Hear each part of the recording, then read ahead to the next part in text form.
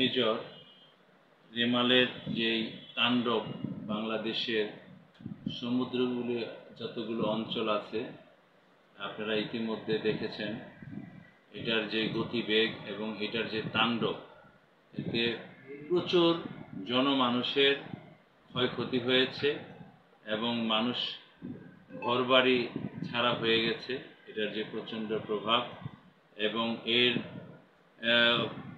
ওইটা শেষ করেও আমাদের ঢাকা শহরেও, বিশেষ করে আমাদের ঢাকা 4-এর শ্যামপুর কদমতলীর অনেকগুলো অংশে প্রবল বৃষ্টিপাতের কারণে অনেকেই জলাবদ্ধতার শিকারে এখন জলবন্দী হয়ে পড়েছে। অনেক মানুষই খুব কষ্ট হচ্ছে মানুষের। এই সময় আমাদের বিশ্ব মানবতার মা জননেত্রী শেখ হাসিনা বাংলাদেশের মানুষের আশা এবং ভরসার প্রতীক। আপনারা জানেন উনি নিজেই সরজমিনে সকলের দেখভাল করার জন্য এবং তাদের কিভাবে পুনর্বাসন করা যায় এই লক্ষ্যে কিন্তু কাজ করে যাচ্ছে। বাংলাদেশ আওয়ামী লীগের বিভিন্ন পর্যায়ে নেতাকর্মীরাও কাজ করে যাচ্ছে। পাশাপাশি আমি উদাত্ত আহ্বান জানাবো সমাজের সর্বস্তরের সুধী সমাজ, ব্যবসায়ী সম্প্রদায় যারাই আছেন প্রত্যেকেই যেন মানুষের এই দুর্যোগের সময় মানুষের পাশে এসে দাঁড়ায়।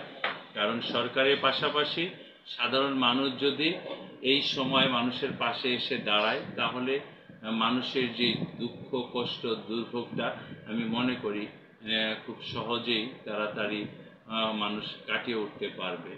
এবং আমি ঢাকা 4বাসী আমরা যারা আছি এখানে আওয়ামী লীগ সহ আওয়ামী লীগের পরিবারের নেতৃবৃন্দর সাথে আমি আজকেও অনেক আলাপ আলোচনা করেছি আমার সকল প্রকার নেতাকর্মীদেরকে সাথে নিয়ে, যে আমরা যতগুলো ওয়ার্ড আছে আমরা সমস্ত ওয়ার্ডগুলোতেই কম বেশি আমাদের সাধ্যমতো আমরা কিছু কাজ করে যাব।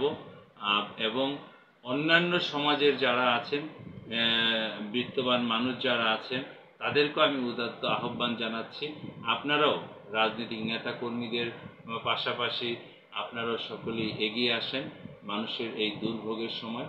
যেহেতু এই ধরনের যেই দুর্বিপাক, যেই সমস্যাগুলো ঘূর্ণিঝড় আসে, এটা কারো হাত নেই, এটা আল্লাহ তাআলা প্রদত্ত। আমাদের আল্লাহ তাআলার কাছেও আমরা সাহায্য প্রার্থনা করি যে আল্লাহ পাক যেন আমাদের সকলকেই সকল প্রকার এই ধরনের দুর্যোগ থেকে যেন আমাদেরকে হেফাজত করে।